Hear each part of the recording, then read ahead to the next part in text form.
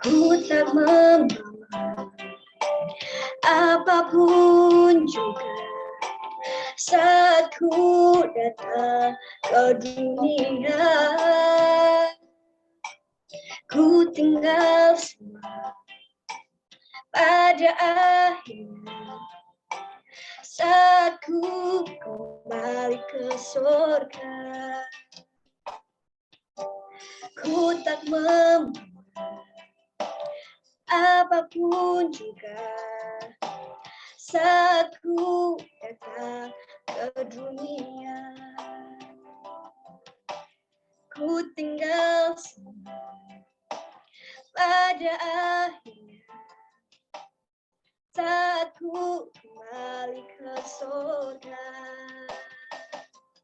Inilah yang ku punya, hati sebagai hamba yang taat dan setia padamu Bapa. Kemanapun ku bawa, hati yang menyembah dalam roh dan kebenaran sampai selamanya.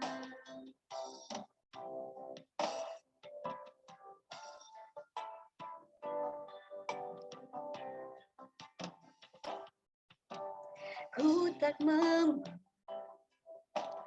apapun juga saat ku datang ke dunia.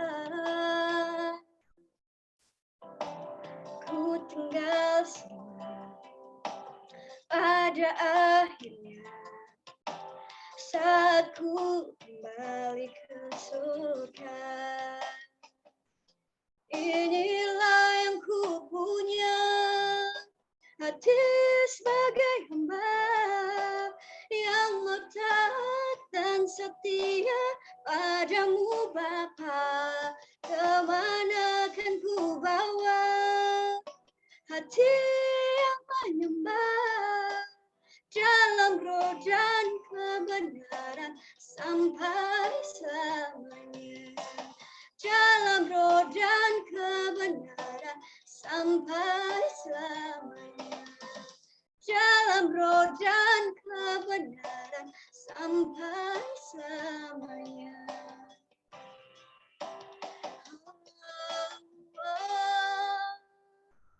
Terima kasih, terima kasih, haleluya. Terima kasih Tuhan, haleluya.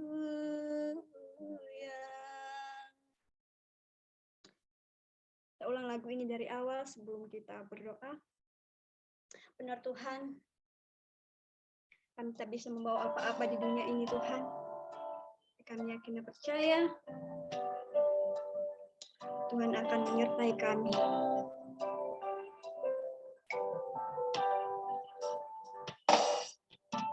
Ku tak membawa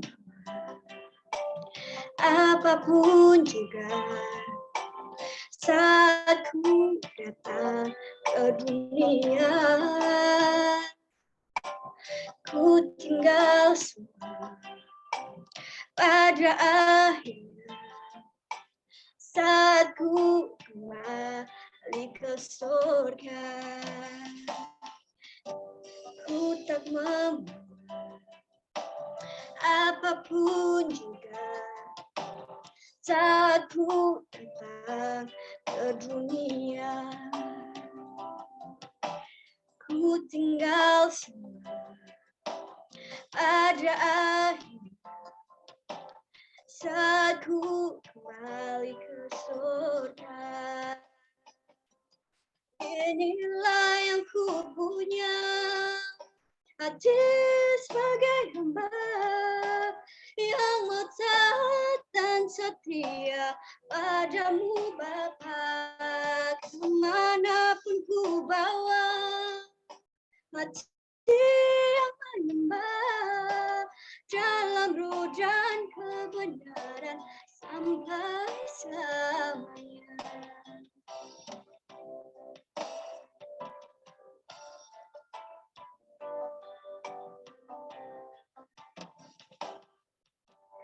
ku tak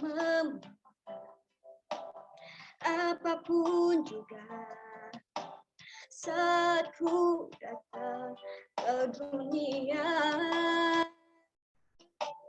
ku tinggal semua pada akhirnya. Saat ku kembali ke surga, inilah yang ku punya, hati sebagai hamba yang mau taat dan setia padamu Bapa. Kemana akan ku bawa hati yang menyembah dalam roh dan kebenaran sampai selamanya. Dalam roh dan kebenaran sampai selamanya. Dalam roh dan kebenaran sampai selamanya.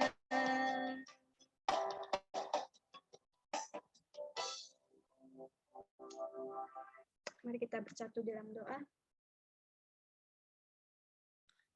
Tuhan, Allah Bapa kami yang bertatah di dalam kerajaan surga, kami bersuka cita pada malam hari ini Tuhan, atas segala berkat yang begitu melimpah atas kami sepanjang malam hari ini. Terima kasih Tuhan, sepanjang hari ini Engkau telah menjagai kami, melindungi kami, menjauhkan kami dari segala mara bahaya. Sehingga kami Tuhan, pada hari ini, kami merasa tercukupi tanpa mengalami suatu kekurangan apapun. Itu semua karena berkat Tuhan yang begitu melimpah atas kami. Kami anak-anak-Mu Tuhan tiada balasan selain ucapan syukur dan doa yang bisa kami panjatkan di hadirat-Mu pada malam hari ini.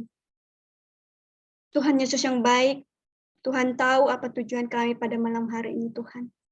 Untuk kembali berkumpul bersama, untuk kembali memuji, memuliakan nama Tuhan di dalam kerajaan sorga. Tuhan Yesus yang baik, berkati kami pada malam hari ini yang beribadah di hadapan-Mu pada malam hari ini Tuhan. Engkau sertai kami pada malam hari ini Tuhan, supaya peribadahan kami malam hari ini Tuhan bisa berjalan dengan baik, seturut dengan kehendak Tuhan saja. Engkau berkati kami yang melayani Engkau pada malam hari ini Tuhan, Engkau pakai kami secara luar biasa. Sehingga kami bisa bersuka cita, bisa merasakan damai sejahtera. Ini kehidupan kami Tuhan, kami serahkan hanya di dalam tangan Tuhan saja. Hanya dalam nama Tuhan kami Yesus Kristus, kami sudah berdoa dan mengucap syukur. Sama-sama kita katakan, amin. Ya, masih ada sukacita teman-teman? Amin.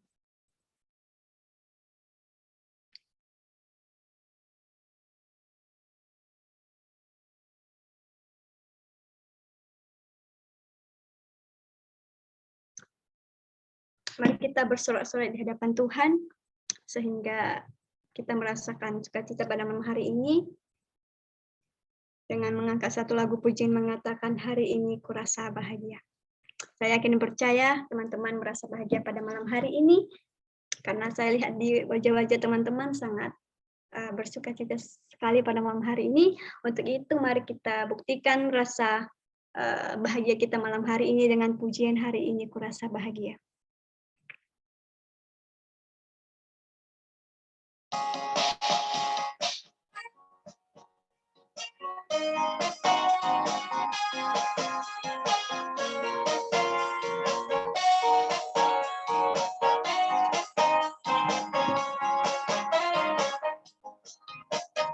Hari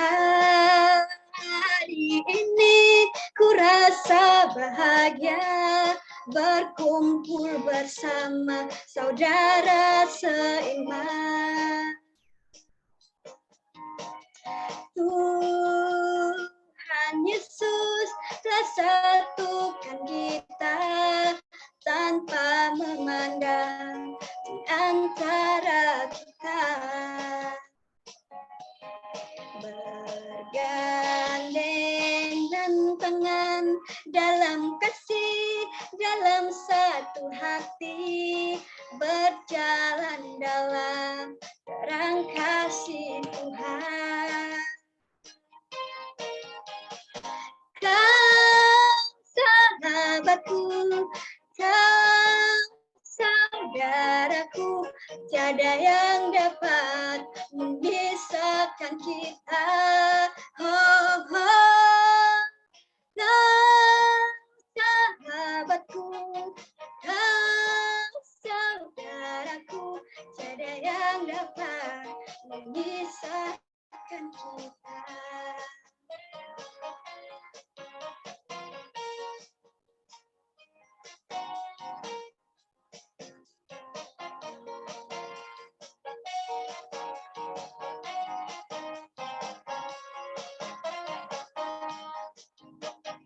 Hari ini ku rasa bahagia berkumpul bersama saudara seiman.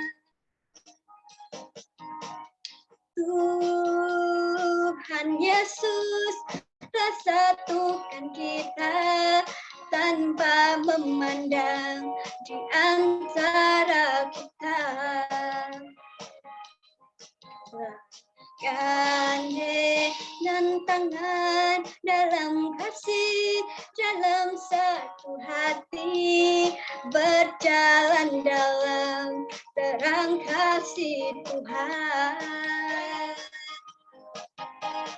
Kau sahabatku, kau saudaraku, tiada yang dapat memisahkan kita. Oh, oh. Kau sahabatku, kau saudaraku, tiada yang dapat memisahkan kita. Kau sahabatku, kau saudaraku, tiada yang dapat memisahkan kita. Kau sahabatku, kau saudaraku, tiada yang dapat memisahkan kita. Tiada yang dapat memisahkan kita. Ya. Malam hari ini kita akan mendengarkan kesaksian dari Kak Nidar. Namun untuk itu, mari kita siapkan hati kita sebelum kita berdoa.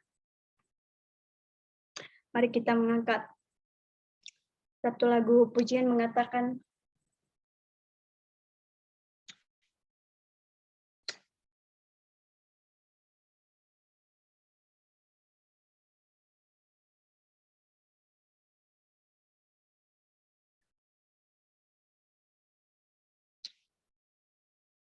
padang gurun menjadi taman Tuhan.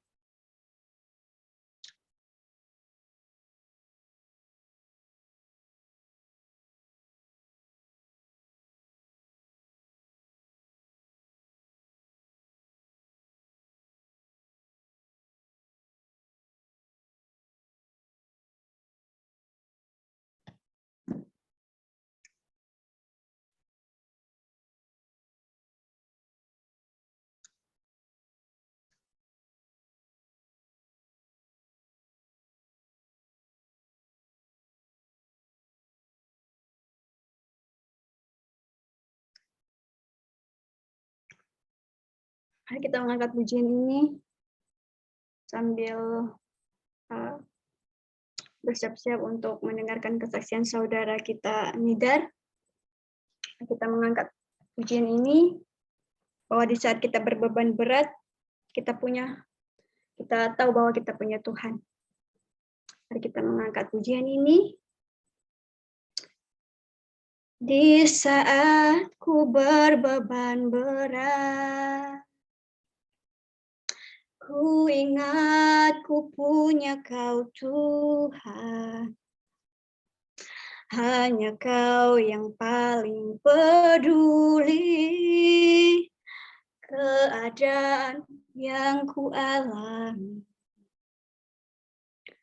Di saat ku hilang harapan, Ku berlari padamu Tuhan, hanya Kau yang paling mengerti jalan keluarku yang pasti, seperti tangan-Mu berkuasa mengubahkan padang gurun menjadi taman Tuhan. Ku percaya Kau sanggup pulihkan kehidupanku seindah rancangan-Mu yang sempurna. Di saat ku berbeban berat, ku ingat ku punya Kau Tuhan. Hanya Kau yang paling peduli keadaan yang ku alami. Di saat ku hilang harapan, oh, ku berlari padamu Tuhan. Hanya Kau yang paling mengerti jalan keluarku yang pasti, seperti tangan-Mu berkuasa mengubahkan padang gurun menjadi taman Tuhan. Ku percaya Kau sanggup pulihkan kehidupanku seindah rancangan-Mu yang sempurna.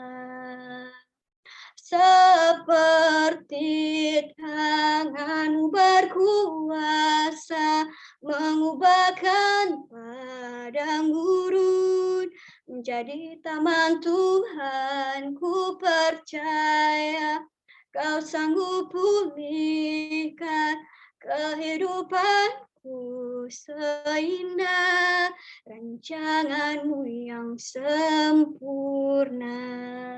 Ku percaya Kau sanggup pulihkan kehidupanku seindah rancangan-Mu yang sempurna. Seindah rancangan-Mu yang sempurna. Kepada kandidat kami persilahkan.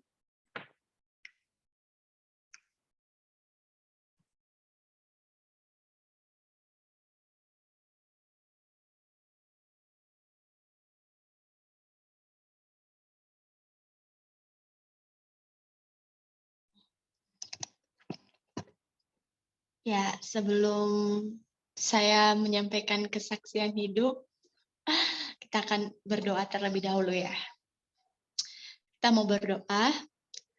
Sungguh hati kami bersyukur dan berterima kasih Tuhan atas cinta kasih dan penyertaan-Mu yang begitu luar biasa dalam kehidupan kami. Saat malam hari ini, anak-Mu yang sudah Engkau percayakan untuk menyampaikan kesaksian hidup untuk teman-teman pada malam hari ini yang sudah join, ya Tuhan, banyak keterbatasan, banyak kekurangan, tetapi anak-Mu percaya Tuhan Yesus, apabila Engkau mengizinkan anak-Mu menjadi berkat pada malam hari ini untuk yang ibadah, maka Engkau akan menunjukkan kuasa-Mu Tuhan, sehingga kami boleh bersama-sama terberkati dan juga kami boleh menjadikan sebagai pengalaman hidup kami dari bagian apa yang akan anak-Mu sampaikan pada malam hari ini. Terima kasih Bapak, terima kasih. Waktu dan kesempatan ini kami serahkan ke dalam tangan-Mu. Dalam nama Tuhan Yesus, kami telah berdoa dan mengucap syukur, haleluya. Amin. Shalom. Ya, luar biasa ya cinta kasih Tuhan kepada kita pada malam hari ini. Ya, suatu anugerah, suatu berkat yang sudah diberikan kepada saya, sudah dipercayakan oleh pengurus Komsel Timotius pada malam hari ini untuk menyampaikan kesaksian. Sebelumnya terima kasih karena sudah memberikan saya kesempatan. Nah, sebelum saya bersaksi menyampaikan pengalaman hidup saya dengan Tuhan selama saya benar-benar menerima Tuhan sepanjang hidup saya mau mendasari dengan pembacaan Alkitab. Pengkhotbah pasalnya yang ke-7. Pengkhotbah pasalnya yang ke-7 ayatnya yang ke-8. Sekali lagi, Pengkhotbah pasalnya yang ke-7 ayatnya yang ke-8. Firman Tuhan berkata demikian, akhir suatu hal lebih baik daripada awalnya. Panjang sabar lebih baik daripada tinggi hati. Nah, ayat ini merupakan ayat emas saya ya, sepanjang saya menempuh pendidikan, saya kuliah pada saat itu. Nah, pada saat ospek kan biasanya kakak tingkat atau yang mengospek biasanya menyuruh atau memerintah kita untuk menyiapkan beberapa ayat memberkati. Dan di antara beberapa ayat yang sudah saya pilih, ayat ini yang menjadi berkat untuk saya secara pribadi. Perlu kita ketahui dulu bahwa ada satu tema yang menarik dalam pengkhotbah ini. Ada yang tahu tema dari pengkhotbah ini? Ada yang tahu? Enggak ada? Masa enggak ada? Enggak ada yang tahu temanya? Temanya? Ada tema pengkhotbah. Maksudnya fokus kitab ini tentang apa?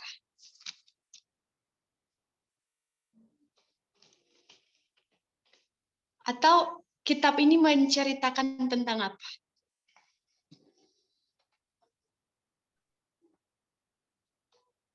Ada yang tahu? Respon dong.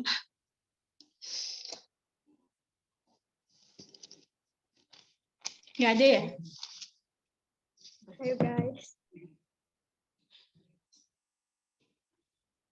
Nggak ada. Oke. Bang Faam nggak tahu. Ada? Saya tahu. Ah? Pengkhotbah ini berbicara tentang apa?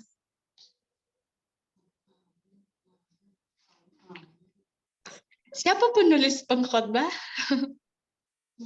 Penulis pengkhotbah itu Salomo. Ya, dia berbicara tentang apa?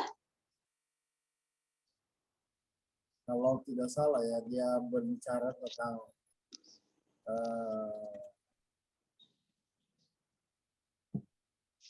kisah hidupnya, kalau nggak salah itu. Kisah hidupnya sepanjang hidupnya dalam segala sesuatu. Semua itu adalah sia-sia. Kalau tidak salah. Jadi segala sesuatu yang dia miliki itu di dalam penulisan dalam kitab pengkhotbah itu adalah sia-sia. Ya, betul sekali. Ya, kitab pengkhotbah berbicara tentang, ya betul, terima kasih Kak Time. Ya, berbicara tentang kesia-siaan hidup. Ya, kenapa saya terberkati dengan ayat ini dan saya mendasari dengan pertanyaan, karena saya ingin mengajak saudara-saudari mengerti dan memahami bagaimana keadaan saya. Karena yang bersaksi pada malam hari ini adalah saya sendiri. Jadi saya ingin mengajak kalian, misalkan kalian berada di posisi saya. Jadi saya juga rindu kalau seandainya boleh malam hari ini saudara-saudari yang sudah join pada malam hari ini bisa terberkati. Kesia-siaan hidup. Dan di pasal pertama, di pasal pertama, kedua juga di sana menceritakan segala sesuatu sia-sia. Hikmat dan kebodohan adalah hal yang sia-sia. Jadi ini berbicara tentang kesia-siaan. Kesia-siaan dalam hal apa? Setelah saya pahami dan saya mengerti bahwa segala sesuatu di luar Tuhan.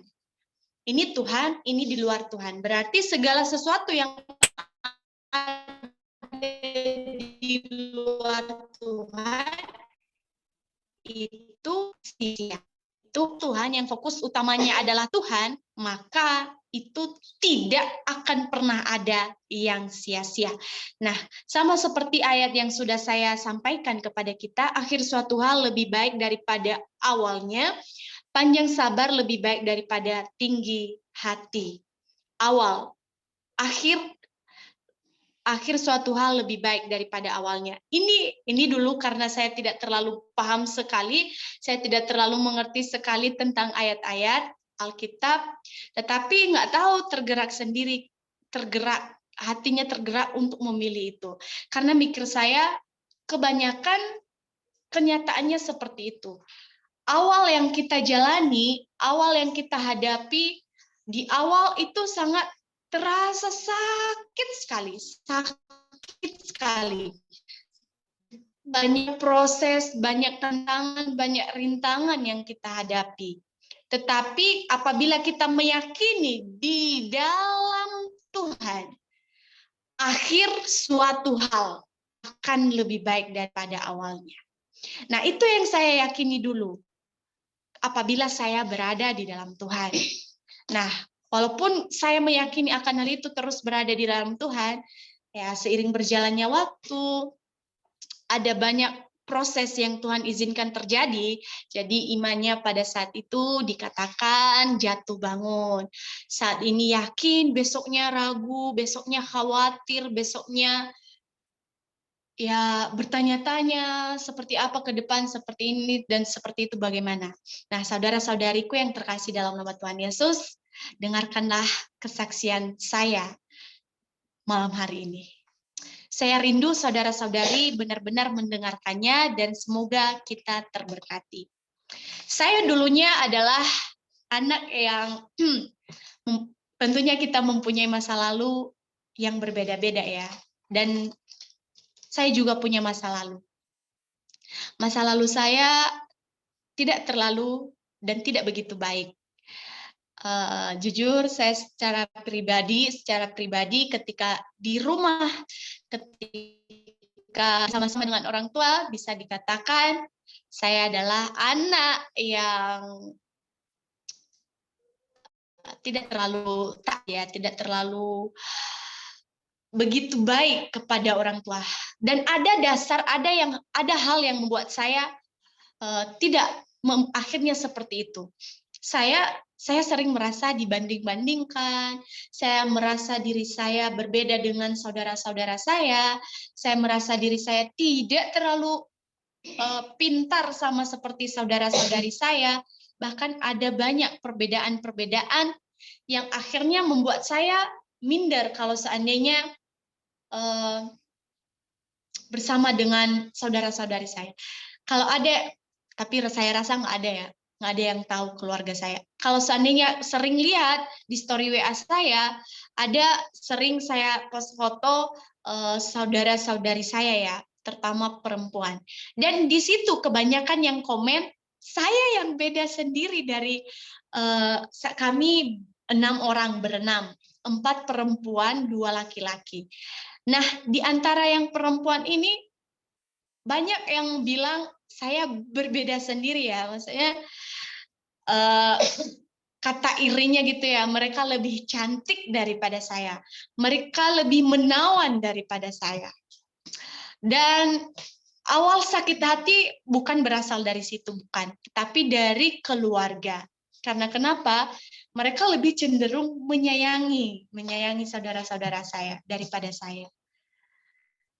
Percaya tidak percaya, saya baru melepaskan memberi pengampunan dan sembuh dari luka batin saya terhadap orang tua saya semester 3 kuliah. Di situ saya melepaskan diri dari jerat itu. Nah, seiring berjalannya waktu, memang cita-cita saya ingin menjadi pendeta. Karena kenapa? Ada dulu pendeta yang di kampung saya, yang pertama sekali merintis gereja di kampung saya. Rasanya ketika melihat orang tersebut, saya kayak, oh, dia dihargai sekali ya, dia dihormati sekali ya. Bahkan dia disambut dengan baik oleh banyak orang. Jadi motivasi saya dulu ingin menjadi pendeta ya seperti itu. Saya ingin dihargai. Saya ingin dihargai oleh orang lain. Saya ingin disambut baik oleh orang lain. Pengen seperti itu. Akhirnya terus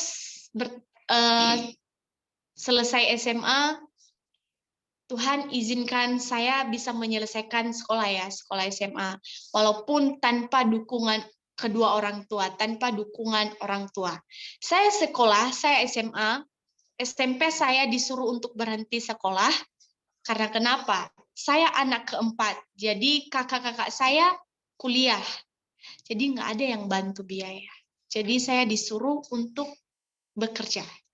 Tamat SMP saya disuruh berhenti sekolah, dan saya tidak mau ya. Awalnya, apalagi kan sudah kian ada pemberontakan dalam diri saya karena diperlakukan seperti itu. Jadi saya tidak peduli apa yang mereka bilang. Saya mau sekolah. Akhirnya saya kerja, saya cari uang sendiri, bekerja di rumah orang. Dan tentunya yang sudah pernah tinggal di rumah orang lain tahu rasanya diperlakukan itu seperti apa. Dan jelas sangat berbeda ketika kita tinggal di rumah sendiri. Dan itu yang saya rasakan selama beberapa tahun. Saya tidak tinggal, tetapi saya kerja di rumah orang. Nah, Tuhan mengizinkan saya selesai SMA dan tetap dengan cita-cita yang sama. Awal saya selesai SMA, saya memang tidak terlalu kuat sekali imannya ya. Saya memilih untuk nganggur ya, maksudnya saya tidak terlalu banyak harapan untuk bisa melanjut sekolah. Saya umur 17 tahun ketika saya tamat SMA. Jadi saya mikir, ya udahlah nggak apa-apa, bekerja dulu, cari uang dulu. Karena kenapa? Sudah benci kan dengan orang tua. Saya tidak mau membebani mereka. Saya tidak mau mereka ikut campur lagi dengan saya itu. Maksudnya mereka merasa terbebani karena memberi saya kuliah gitu, menyekolahkan saya nggak mau seperti itu. Tetapi entah kenapa sudah masuk bulan Mei kayaknya, ya sudah masuk bulan Mei, awal Mei, entah ada angin apa, Mama tiba-tiba ngomong kepada saya, kamu ada rencana melanjut, kamu ada rencana mau sekolah lagi? Tak bilang gini, untuk sekarang saya memang nggak ada niat untuk melanjut. Karena kenapa? Saya sudah mikir baik-baik kan, saya pasti tidak bisa melanjut, apalagi keadaan situasi seperti ini. Dan entah kenapa, Mama pengen sekali, nggak tahu tiba-tiba Mama seperti itu. Mama bilang seperti ini, nggak apa-apa, kamu kuliah, selagi kami bisa gitu. Itu Mama bilang, selagi kami bisa, apalagi papamu sama Mama masih kuat ya, maksudnya masih bisa cari uang lah ya. Awalnya saya bertanya-tanya kepada Tuhan, maksudnya apa ini Tuhan? Kok tiba-tiba seperti ini? Dan memang saya orangnya suka berdoa ya, walaupun kadang saya berdoa itu kadang dibawa canda, dan kadang suka ngomong sendiri kepada Tuhan dengan situasi hidup yang seperti ini. tamat SMA dan saya disuruh untuk kuliah. Dan puji Tuhan kayak dipermudah gitu loh. Ada saudara yang memberi brosur pada saat itu, tepatnya di Semarang, Ungaran. Dan mama saya kayak mendukung karena memang biayanya cukup bisa dijangkau ya, bisa dijangkau. Jadi mama saya mendukung. Awalnya saya nggak mau ya, karena kenapa? Udah mikir, nanti dapat uang dari mana? Kakak abang saya masih dalam semester akhir dan bahkan ada yang mau wisuda pada saat itu. Ambil uang di mana? Jadi saya bingung sendiri, nggak tahu. Tiba-tiba ada yang memberkati, ada yang membantu saya memberi ongkos dari Nias ke Semarang. Nah, pengalaman yang paling benar-benar saya rasakan selama hidup ya di perkuliahan. Pada saat SMP, SMA itu kayak biasa saja ya, maksudnya saya tidak terlalu mengenal Tuhan, saya tidak terlalu dekat sekali dengan Tuhan, enggak. Bahkan bisa dibilang ya udah sekedar kenal Tuhan karena dia memang Tuhan, sekedar kenal dia karena sering dengar khotbah. Nah, pada saat masuk kuliah di semester awal, ya jujur pada saat biasa kan awal masuk itu biayanya sedikit mahal ya. Dan uang orang tua memang cukup untuk bayar awalnya saja. Sedangkan untuk masuk registrasi dan untuk uang kuliah pertama tidak ada. Nggak ada ya. Jadi saya jalani kuliah selama 1 semester nih tanpa memikirkan SPP. Nah, di semester akhir ini tentang uang ya. Di semester akhir nggak ada uang orang tua. Apa yang terjadi? Apa kata mereka? Untuk sekarang belum bisa. Bagaimana kalau kamu cuti? Sakit sekali pada saat itu. Karena kenapa? Mereka yang menyuruh saya kuliah. Mereka yang dukung saya. Dan sekarang yang mematahkan semangat saya untuk kuliah, mereka juga. Jujur, itu suatu hal yang membuat saya semakin benci ya, semakin sakit hati dengan mereka. Selama 1 semester saya kuliah seperti biasa, tanpa mengetahui sebenarnya panggilan itu seperti apa. Saya nggak tahu itu panggilan seperti apa. Yang penting saya kuliah, mengejar cita-cita seorang pendeta. Jadi pengalaman dengan Tuhan itu saya tidak terlalu mengerti sama sekali. Oke, seiring berjalannya waktu, walaupun mereka bilang nggak ada uang, tetapi di akhir, pada saat terakhir membayar uang kuliah, kakak telepon dan ngirim uang. Di situ saya nggak merasa senang ya, saya nggak senang sama sekali. Karena kenapa? Saya memang sudah sakit hati dari awalnya. Terus pas mereka bilang kata-kata demikian. Saya masuk semester 2, mulai banyak tugas, mulai banyak persoalan hidup, banyak tantangan yang terjadi. Jujur, percaya nggak percaya, selama saya kuliah, semester awal sampai semester akhir, saya tidak punya laptop sama sekali. Bayangin. Dan itu pengalaman yang luar biasa saya dengan Tuhan, yang bisa saya jadikan kesaksian untuk bahkan ada banyak adik-adik tingkat sekarang yang mengeluh karena nggak ada laptop. Dan jujur pada saat kesaksian itu saya menyaksikan diri saya sendiri. Saya bisa lulus S1, STH tanpa laptop. Jadi kalau kamu jadikan alasan nggak mau kuliah, nggak bisa selesaikan tugas karena nggak ada laptop, kamu kalah dengan saya. Bukan sombong, nggak sombong. Cuman saya menyampaikan yang sebenarnya. Masuk semester 2. ya tantangan berat, mulai udah ada tugas, udah nggak pernah pegang laptop, nggak pernah sentuh, pokoknya nggak pernah main laptop lah ya, apalagi di kampung kan. Nggak tahu sama sekali. Nah, kerjakan tugas itu gimana?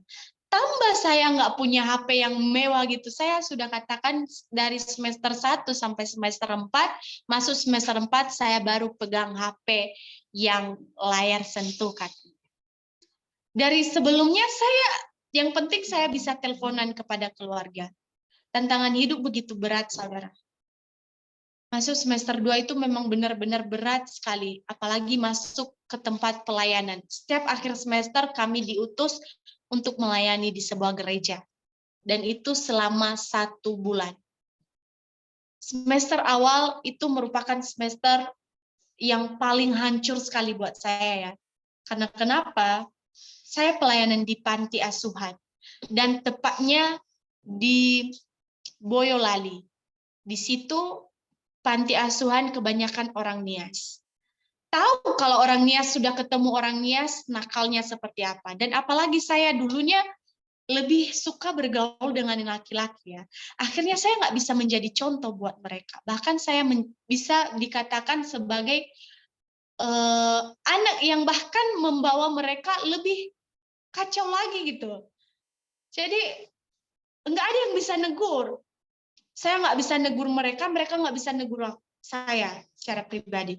Karena kenapa? Kami sudah sama-sama gitu loh. Apalagi kebanyakan cowok ya, kebanyakan cowok di panti itu.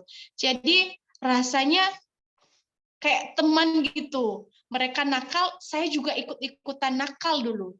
Mereka langgar aturan panti, saya malah membantu mereka melakukan hal demikian.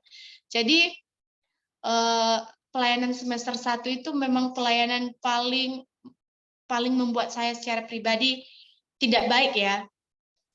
Ada kakak tingkat dulu yang sampai sekarang saya tidak bisa lupakan kata-katanya, bahkan kalau bisa dibilang sudah dimaafkan, cuman bekasnya masih membekas. Dia bilang apa? Kamu dulu datang ke sini minggu pertama kamu malu-malu. Sekarang akhirnya kamu malu-malui. Bisa pikir nggak perkataan itu? Awalnya malu-malu. Ya saya orangnya malu-malu, tapi setelah saya kenal, sudah saya tahu, apalagi sama orang Nias, jadi saya nggak mikir lagi, udah nggak tahu malu gitu. Akhirnya keluarlah kata-kata itu. Bahkan ketika balik ke kampus, dia sudah tidak menegur saya lagi, sudah tidak peduli dengan saya lagi. Karena kenapa? Katanya dia selama dia bersama dengan adik tingkat di tempat pelayanan, saya adik tingkat paling buruk dia temui katanya. Padahal saya cewek katanya. Jadi itu selama 1 semester, pelayanan semester itu benar-benar menyakitkan sekali ya. Masuk semester 2. Hampir sama, tetapi karena ini saya sama dengan seangkatan saya, jadi tidak terlalu menyakitkan sekali. Nah, di mana saya benar-benar mengalami panggilan Tuhan di semester 3. Saya sebenarnya kalau diceritakan lebih detailnya sangat panjang sekali karena kisah saya dengan Tuhan saya, dengan Yesus saya itu luar biasa. Pastinya kalian juga punya pengalaman pribadi masing-masing dengan Tuhan. Saya orangnya dulu memang dikenal dari keluarga memang nggak baik gitu ya. Dan nggak baiknya bukan perempuan liar ya, nggak baiknya memang suka melawan, pemalas seperti ini dan seperti itu. Kalau bergaul dengan laki-laki nggak terlalu. Cuman nakalnya seperti itu. Nah, masuk pada saat semester 3, saya mulai mengoreksi diri saya. Tuhan, ke depan saya akan jadi pendeta. Mikir saya seperti itu. Ke depan saya akan menjadi pendeta, kenapa hidup saya kayak biasa saja. Seorang anak STT loh. Seorang anak STT. Tetapi kehidupannya seperti ini. Jadi saya tanya dalam diri saya, kok seperti ini terus? Kok biasa-biasa saja? Nah, saya sering dengar khotbah seperti ini. Dengar bisikan Tuhan. Dengar suara Tuhan. Berpengalaman dengan Tuhan. Tanya Tuhan. Saya sering tanya dalam diri saya, kok saya nggak bisa dengar bisikan Tuhan ya? Kok saya nggak bisa dengar suara Tuhan ya? Kok saya nggak bisa ngerasain kehadiran Tuhan itu seperti apa? Saya udah semester 3, saya mikir seperti itu kan. Kok semakin ke sini semakin aneh gitu. Kok semakin ke sini semakin biasa-biasa saja. Sebenarnya iya nggak sih saya ini nanti ke depan bisa jadi pendeta? Nah, mulai dari situ saya koreksi diri dan mulai memberanikan diri untuk berbicara kepada orang lain. Inilah buruk saya dulu. Saya orangnya menutup diri sekali. Saya nggak suka banyak cerita, nggak suka cerita dengan orang lain, nggak suka berbagi dengan orang lain tentang kisah hidup saya. Tetapi semester 3 saya memilih untuk berbagi kisah, dan itu saya ceritakan kepada salah satu dosen yang sampai sekarang bisa menjadi panutan dalam diri saya. Saya cerita apa adanya diri saya, dan saya mengakui kesalahan saya. Ada satu hal yang dia suruh saya yang benar-benar buat saya berat sekali melakukannya. Apa? Telepon orang tuamu, akui kesalahanmu, minta maaf kepada mereka, dan maafkan kesalahan mereka. Sebagai seorang anak tentunya itu sebenarnya hal yang mudah, tetapi bagi saya sangat berat sekali. Itu saya tidak melakukannya ya, pas itu. Selama 1 minggu saya benar-benar memikirkan hal demikian. Antara nggak suka, antara malu, dan antara memang nggak bisa terima. Karena saya sudah diperlakukan seperti itu. Tetapi selama 1 minggu itu ada banyak hal yang terjadi dalam diri saya. Inilah kuasa doa.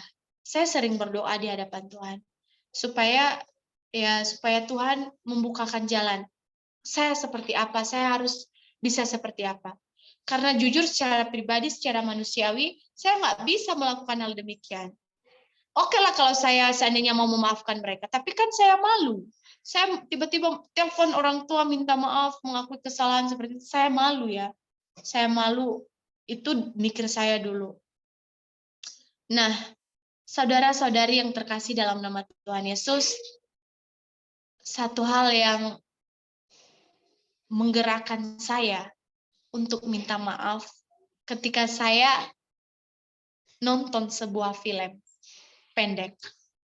Ada di situ seorang anak yang tidak bisa berterima kasih terhadap ceri lelah orang tuanya. Dia dengan ayahnya. Ibunya sudah tidak ada.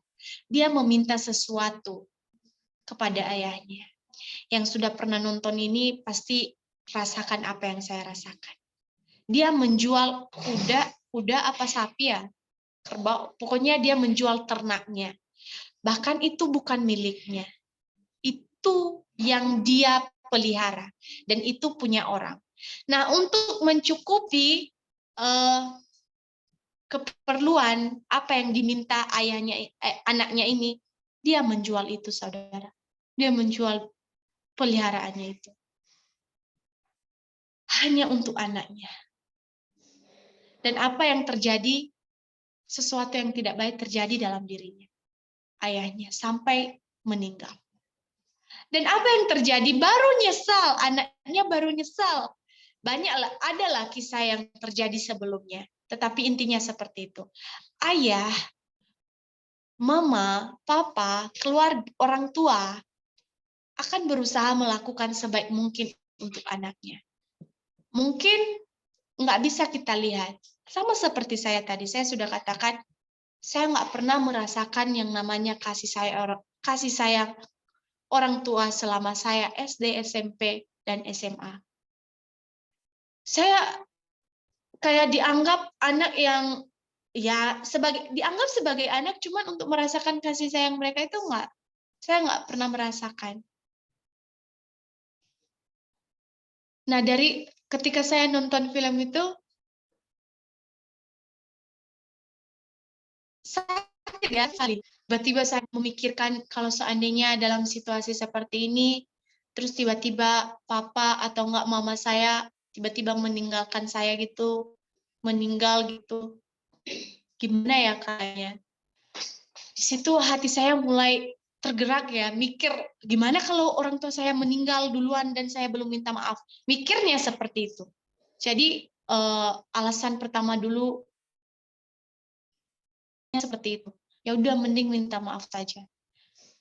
Dan selama berbicara kepada orang tua, saya menyampaikan apa yang saya tidak suka.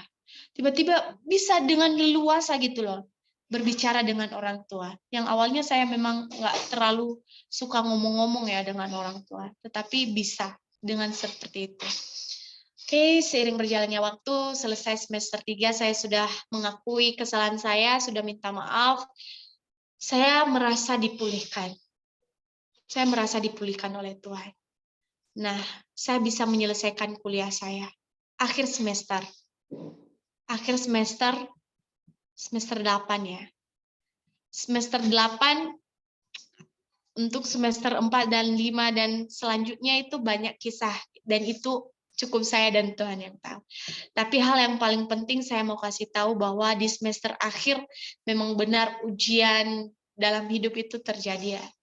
Udah uang kuliah, udah uang proposal, skripsi, banyak lah pokoknya yang memang benar-benar butuh uang.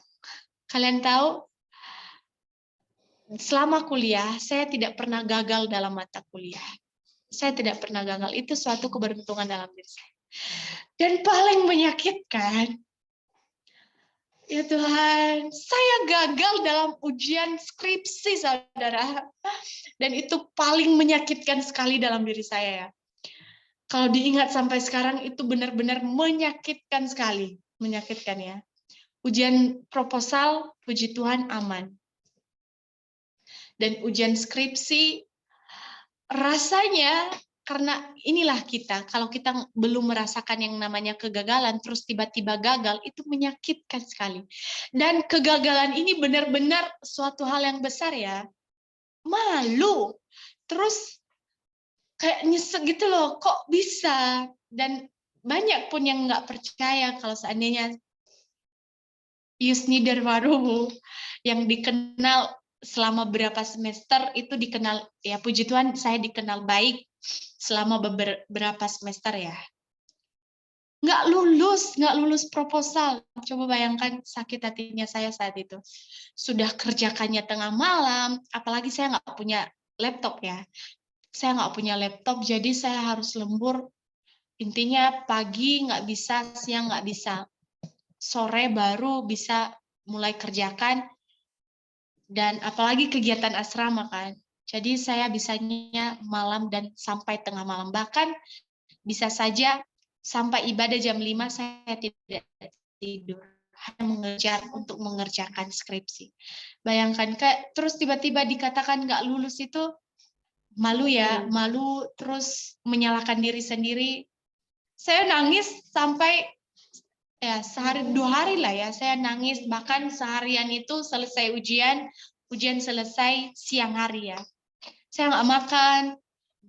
Terus saya kepikiran terus, sakit sekali Tuhan, ini kenapa bisa terjadi seperti ini, seperti itu. Hanya kesalahan sepele, benar-benar hanya kesalahan sepele. Hanya tata letaknya, kan saya kuantitatif ya, jadi penelitian. Hanya tata letak nilainya saja yang berbeda. Seharusnya positifnya negatifnya lebih tinggi. Dan negatifnya harus lebih rendah.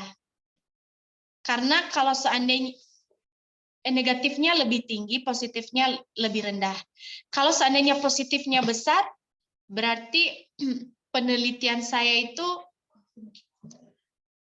saya lupa ya, pokoknya seperti itu. Hanya saja tata letaknya yang berbeda. Dan itu pun karena otak-atik dari dosen pembimbing. Beberapa hari sebelum maju ujian skripsi, ada beberapa perbaikan. Dan itu membuat saya tidak fokus. Gagal fokus ya. Dan hanya kesalahan itu. Hanya kesalahan sedikit. Dan itu sangat fatal katanya. Itu sangat fatal sebagai seorang peneliti. Dan akhirnya saya gagal dalam ujian skripsi. Dan saya disuruh ikut ujian susulan selama 1 minggu ke depannya. Saya cuma memperbaiki itu, saudara. Benar, saking keselnya saya hanya memperbaiki itu. Saya tidak lihat lagi apa kesalahan dari skripsi saya. Dan memang benar, hanya itu yang salah. Ketika ujian susulan, saya hanya ditanya satu pertanyaan. Dan itu waktunya cuma 3 menit. Dan saya selesai ujian, saudara, hanya dalam waktu 5 menit. Jadi sakit sekali kok Tuhan, kok bisa seperti ini. Udah ikut ujian susulan, bayar lagi. Ambil uang dari mana? Dan puji Tuhan, pas ujian itu, ujian proposal, saya dapat sponsor ya, walaupun itu di akhir, tetapi nggak tahu Tuhan melihat mungkin, dan Tuhan mendengar doa saya ya. Karena kenapa di akhir-akhir itu yang sudah merasakan wisuda akan tahu gimana rasanya, benar-benar udah proposal, udah biaya, benar-benar kalau bisa dibilang lah ya, otak ini mau pecah, kayak rasanya nggak bisa lagi gitu loh. Dan itu yang saya rasakan pada saat itu. Udah gagal, udah ikut ujian susulan, puji Tuhan bisa menyelesaikan. Dan puji Tuhannya lagi, selesai ujian itu saya nggak ada banyak revisi, saudara. Teman-teman saya sibuk revisi. Saya menghabiskan waktu saya dengan menenangkan diri, bersantai pada saat tinggal menunggu wisudanya saja ya. Dan di situ saya bisa mengambil sisi positifnya. Memang sisi negatifnya banyak sekali, tetapi saya ambil sisi positifnya gini. Terima kasih Tuhan. Karena kenapa? Engkau sudah mengizinkan saya gagal dalam hal ini. Walaupun saya sebenarnya tidak bisa berterima, tetapi sebelum saya melangkah lebih jauh keluar ke dunia pelayanan, Engkau sudah memberikan saya suatu pelajaran yang luar biasa sakitnya secara pribadi. Ya, gagal dalam ujian skripsi. Itu suatu kegagalan terbesar ya dalam diri saya. Menurut saya ya secara pribadi. Mata kuliah nggak pernah gagal. Ya walaupun cuma standar, setidaknya tidak gagal. Ini, ya ampun, nggak lulus. Dan saya berterima kasih kepada Tuhan. Dan saya lebih berterima kasih lagi, kenapa? Karena ya walaupun ujian susulan, revisinya sedikit. Revisinya benar-benar sedikit. Dan saya bisa menikmati ketenangan untuk menyambut wisuda, untuk menunggu hari wisuda. Sedangkan teman-teman saya sibuk revisi, sibuk memperbaiki. Tapi saya enggak. Jadi saya berusaha untuk melihat suatu hal yang baik. Jadi saudara-saudara yang terkasih dalam nama Tuhan Yesus, satu lagi yang saya mau sampaikan. Ketika mau selesai menuju wisuda, saya berdoa kepada Tuhan gini. Tuhan, selesai ini saya kemana? Saya kemana? Saya nggak tahu kemana habis ini. Dan harapan saya ingin sebelum saya pulang ke Nias, saya ingin pelayanan Tuhan. Jangan di Nias dulu. Saya ingin mencari pengalaman di luar Pulau Nias. Tetapi keluarga tidak mengizinkan. Jadi selesai wisuda, saya langsung pulang ke Nias. Puji Tuhan, wisudanya boleh berjalan dengan baik. Saya termasuk angkatan corona, angkatan corona, di mana itu menyakitkan sekali ya, nggak ada siapa-siapa. Puji Tuhan sih, nggak wisuda online maksudnya. Jadi kami tetap wisuda di aula, di tempat yang memang tempatnya cuman hanya kami saja yang ada, yang wisuda pada saat itu. Nggak ada siapa-siapa. Bahkan adik tingkat saat itu tidak bisa ikut, karena kenapa? Karena memang situasi corona. Tahun 2021 ya, saya lulusan tahun 2021. Dan memang sangat menyedihkan sekali. Jadi kalau sekarang diingat-ingat, ketika mengingat ada yang wisuda, teman, adik tingkat wisuda, kayak suka sedih sekali ya, karena kenapa mereka didampingi oleh orang yang mereka sayangi, cintai, keluarga, orang tua, dan saya dulu tidak ada sama sekali. Tidak ada sama sekali. Jadi, tetapi tetap bersyukur. Karena kenapa bisa wisuda tidak online. Jadi saya menyelesaikan kuliah saya, S1 saya di umur 21 tahun. 21 tahun. Jadi saya kembali ke Nias, saya pelayanan di Nias, dan puji Tuhan, luar biasanya Tuhan percayakan saya pelayanan di gereja saya sendiri. Yang dimana gereja tua sebenarnya nggak bisa mengizinkan sembarangan orang ya untuk pelayanan. Tetapi gereja saya memberikan kami kelonggaran, kami ada 2 orang. Jadi kami bisa pelayanan, ambil liturgi di dalam ibadah. Jadi selama beberapa bulan, dan nggak tahu tiba-tiba ada berkat lagi untuk saya. Ketua yayasan saya pas di kampus dulu, istri telepon saya, sudah dapat pelayanan. Saya bilang untuk sekarang saya masih pelayanan di gereja Ibu. Jadi ada tawaran untuk saya untuk pelayanan di luar Pulau Nias. Jadi saya ditanya apakah mau? Puji Tuhan saya bilang kalau memang saya diterima, saya mau. Dan itulah tempat saya sekarang ini. Saya pelayanan di Bali tepatnya di panti asuhan. Saya pelayanan di panti asuhan, dan itu merupakan suatu hal yang luar biasa lah dalam hidup saya. Dan yang menyakitkan hati saya lagi, saya orangnya nggak bisa pelayanan sendiri, saudara-saudaraku. Selama pelayanan di kampus itu saya apa-apa bersama dengan teman. Ada teman pelayanan. Dan saya kira di sini tuh ada teman saya, ada kakak tingkat dulu. Tidak terlalu cerita begitu bagaimana situasi di panti ini. Dan ketika sampai di sini, ya menguatkan hati saja. Apa-apa sendiri, istilahnya ya staf ada 2. Staf laki-laki dan perempuan. Saya di bagian perempuannya.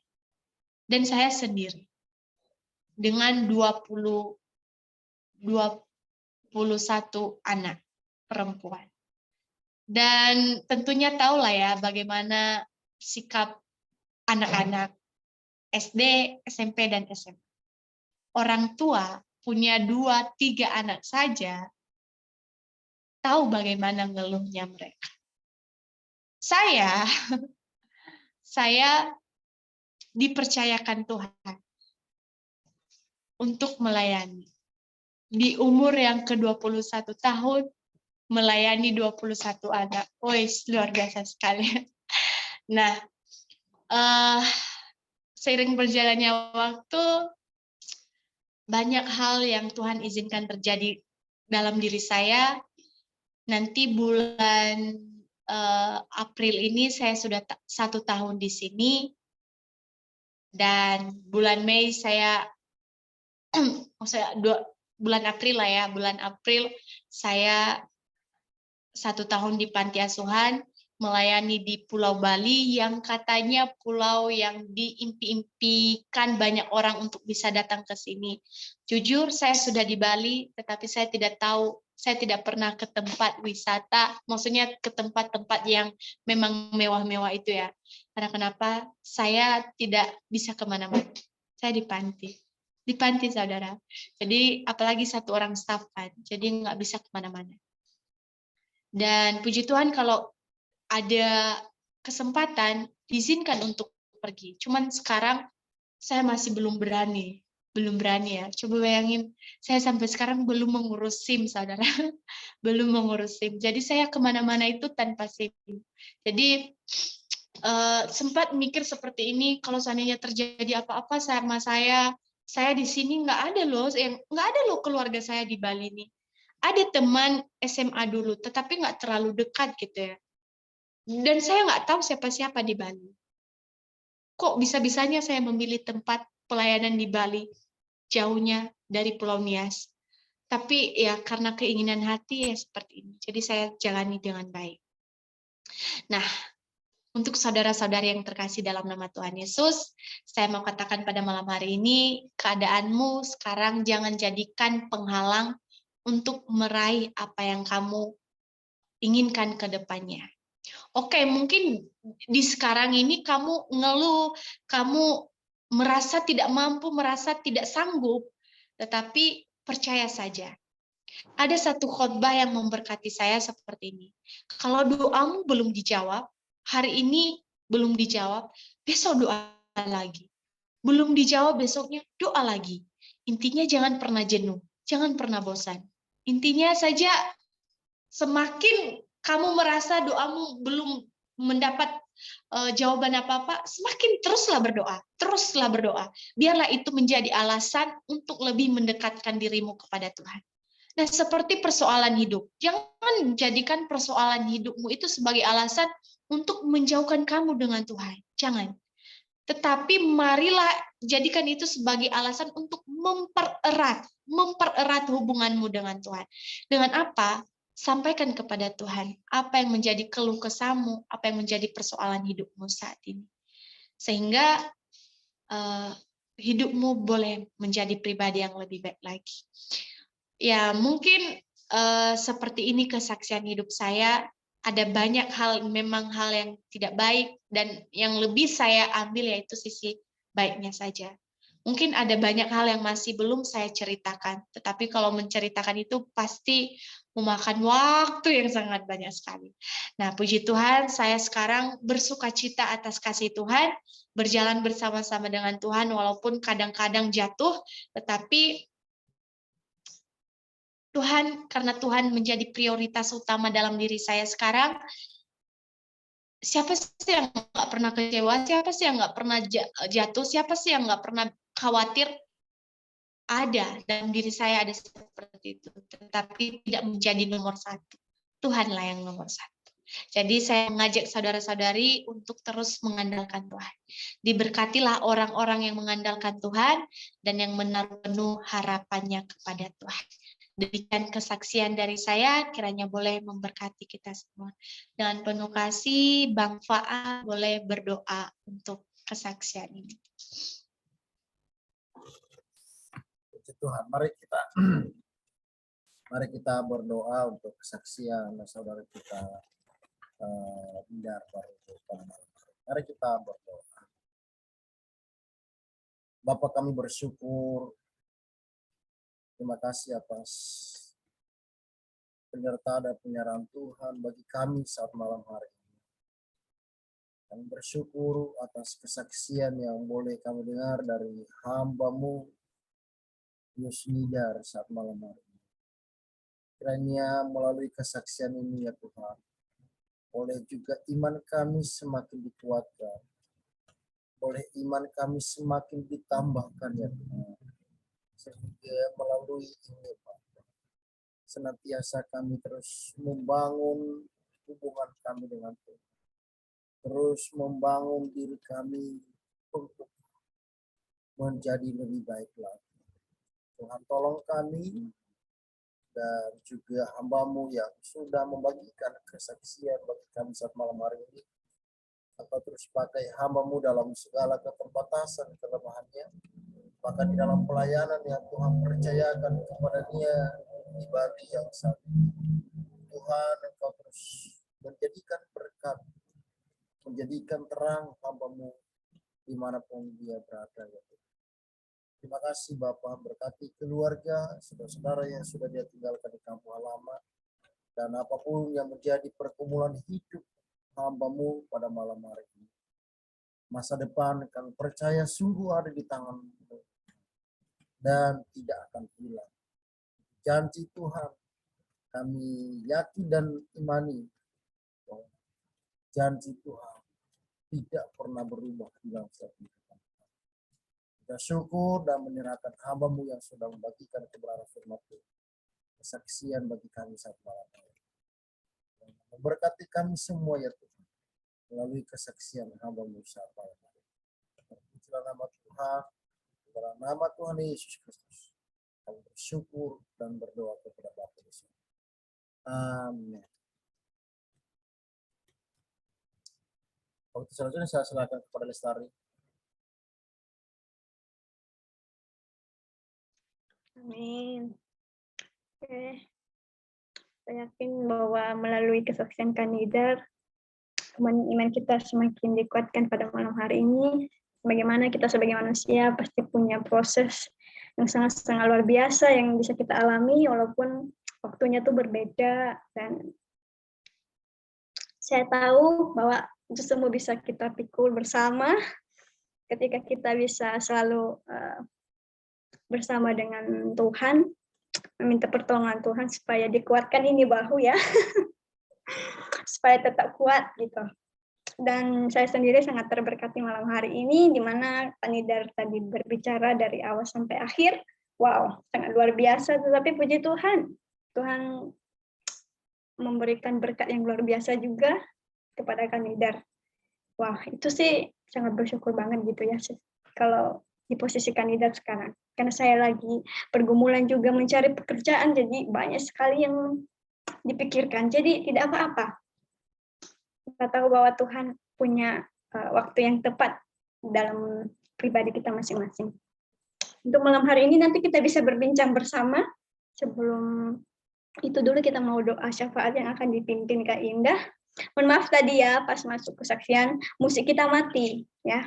Itu bukan disengaja karena speaker di sini sudah habis baterainya. Tadi ya, mohon maaf. Malam hari ini sebelum kita berdoa syafaat, mungkin nanti teman-teman ada yang mau didoakan, boleh nanti di chat atau bisa juga melalui mikrofon juga bisa. Untuk itu mari kita mengangkat satu lagu pujian mengatakan waktu yang tepat.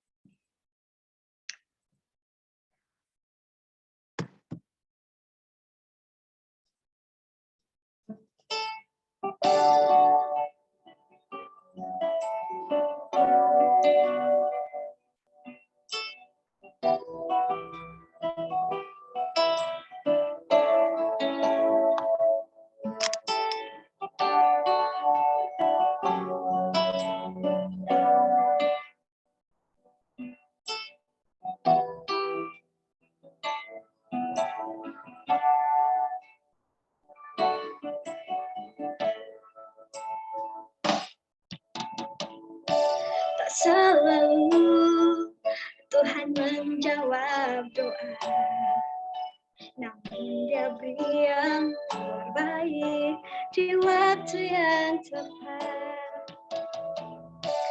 Izinkanlah Tuhan untuk bekerja, yang mustahil menjadi mungkin oleh karena percaya.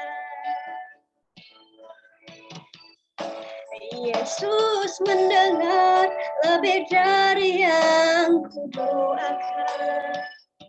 Yesus menjawab lebih dari yang kuharapkan. Dengan caranya di waktu yang tepat, ku kan melihat Tuhan jadikan semua.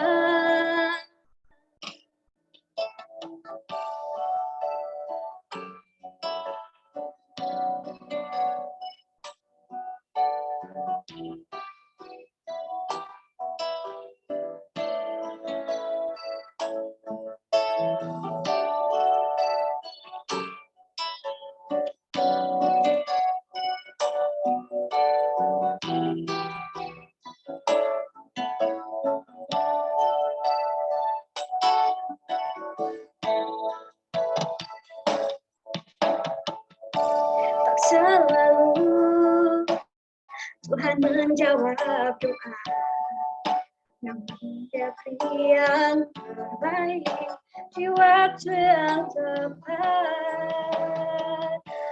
Izinkanlah Tuhan untuk bekerja, yang mustahil menjadi mungkin oleh karena percaya.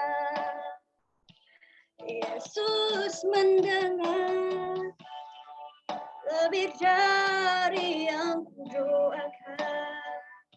Yesus menjawab lebih dari yang kuharap.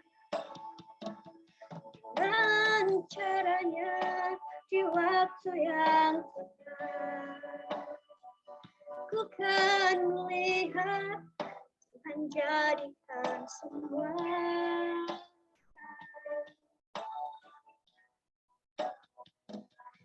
Yesus mendengar lebih dari yang kudoakan.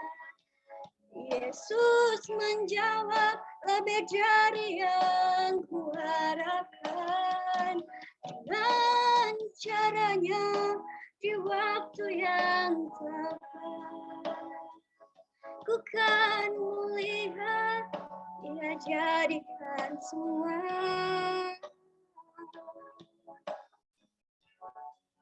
Dia jadikan semua.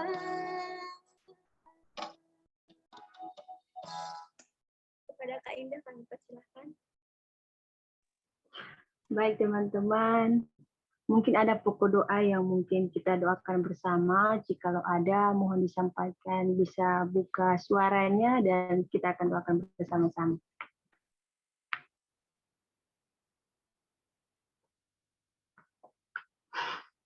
Baik, karena tidak ada mungkin, tidak ada pergumulan ya. Ada dari Dari Kak Kaprianus itu loh. Kaprianus. Oke, terima kasih. Kalau untuk apa namanya Kak Indah, kalau boleh untuk teman-teman semua juga boleh doakan saya untuk menghadapi apa namanya untuk buat skripsi supaya bisa berjalan dengan baik. Terus ada ide-ide yang baru lah untuk gunakan walaupun sebenarnya banyak apa yang disampaikan oleh tadi Kak Indah itu juga kita lagi alami. Jadi ya semoga aja bisa lancar lah sampai pada selesainya. Itu aja sih. Oke, terima kasih pokok doanya. Mungkin ada lagi? Baik, kayaknya malu-malu semua nih, nggak ada pokok doa. Bersyukur selalu kayaknya sih ya, bersyukur. Baik, karena tidak ada teman-teman. Jadi nanti saya akan pimpin di sini dan teman-teman juga di sana boleh mendoakan bersama-sama apa yang menjadi beban dan pergumulan, kita doakan bersama-sama. Baik, kita berdoa. Segala puji syukur hanya bagimu ya Tuhan. Terima kasih untuk anugerah-Mu yang begitu besar dalam kehidupan kami, di mana penyertaan Tuhan dalam setiap kehidupan kami. Jikalau sepanjang hari ini kami boleh merasakan cinta kasih Tuhan bagi kami, sehingga Tuhan malam hari ini kami boleh berkumpul kembali sekalipun hanya secara virtual, tetapi Tuhan telah memberkati kami, ibadah kami dari awal pertengahan hingga kami mengakhiri nantinya. Terima kasih ya Tuhan. Namun sebelum kami mengakhiri ibadah kami ini ya Tuhan, kami menyampaikan beberapa isi hati kami, bahkan permohonan doa kami di hadapan Tuhan. Saat ini kami berdoa untuk bangsa dan negara kami. Kami percaya dan kami pertaruhkan ke dalam tangan Tuhan. Kami percaya bahwa pimpinan daripada Tuhan senantiasa memberkati bangsa kami, bahkan pemilihan presiden tahun 2024 nantinya Tuhan kami serahkan ke dalam tangan-Mu. Siapapun yang akan mencalonkan dirinya, kami percaya bahwa pimpinan daripada Tuhan memberikan seorang pemimpin yang takut akan Tuhan untuk bangsa kami. Dan kami juga berdoa ya Tuhan untuk suku-suku yang terabaikan di seluruh Indonesia ini, bahkan yang belum mengenal Injil. Kami percaya bahwa Tuhan akan memakai orang-orang di sekitar mereka sehingga mereka juga boleh mengenal siapa itu Yesus dalam kehidupan mereka. Dan kami juga berdoa ya Tuhan untuk hamba-hamba Tuhan. Tuhan juga memberkati mereka, Tuhan juga yang menolong, bahkan setiap apapun pelayanan pekerjaan mereka Tuhan memberkati. Dan kami juga berdoa ya Tuhan untuk janda miskin, yatim piatu, dan juga orang-orang yang dipenjara di rumah sakit, bahkan yang sedang bergumul saat ini. Engkau hadir di sana ya Tuhan yang memberikan solusi bagi mereka dan juga senantiasa memberikan penghiburan bagi mereka sehingga sukacita daripada Tuhan ada bersama-sama dengan mereka. Bapa di surga, di malam hari ini juga kami juga rindu berdoa Tuhan untuk saudari kami Aprianus Gule, yang dimana juga Tuhan dia dalam pergumulan kehidupannya, yaitu dalam penyusunan skripsi. Secara manusia ia tidak mampu, tetapi karena Tuhan memberikan dia hikmat, kami yakin dan percaya saudari kami ini boleh menyelesaikan skripsinya, apapun tantangan dan proses kehidupannya, kami yang percaya bahwa jawaban yang terbaik Tuhan berikan dalam kehidupannya. Setiap data yang sedang dia butuhkan Tuhan, bahkan dana-dana yang dia butuhkan, kiranya Tuhan juga yang mencukupkan baginya.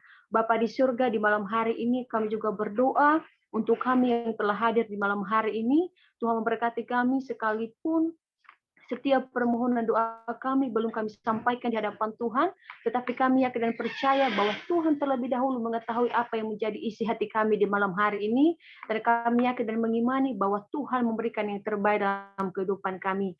Bapa di surga, malam hari ini juga ya Tuhan, berkati juga komunitas kami, baik NYG umum maupun komsel-komsel yang telah ada, berkati ketua sampai kepada pengurus lainnya, Tuhan memberkati kami semua. Kiranya kami juga bisa menjadi teladan dalam setiap kepemimpinan yang dipercayakan, sehingga kami bisa juga mengarahkan setiap anggota Tuhan, dan bergandengan tangan untuk terus memajukan khususnya Pulau Nias kami ya Tuhan. Terima kasih untuk penyertaan-Mu ya Tuhan, dan kami yakin dan percaya sebelumnya banyak hal yang ini kami sampaikan di hadapan Tuhan. Tetapi sebelum kami jauh menyampaikannya di dalam nama-Mu, dan kami yakin bahwa Engkau adalah Allah yang lebih mengetahui apa yang menjadi isi hati kami. Oleh karena itu ya Tuhan, setiap doa dan permohonan kami ini yang jauh dari kesempurnaan dan jangan atas kehendak kami yang terjadi, melainkan kehendak-Mu yang terjadi ya Tuhan. Terpujilah Engkau yang hidup kini, sekarang, dan selamanya. Dalam nama Tuhan Yesus kami berdoa dan mengucap syukur. Haleluya.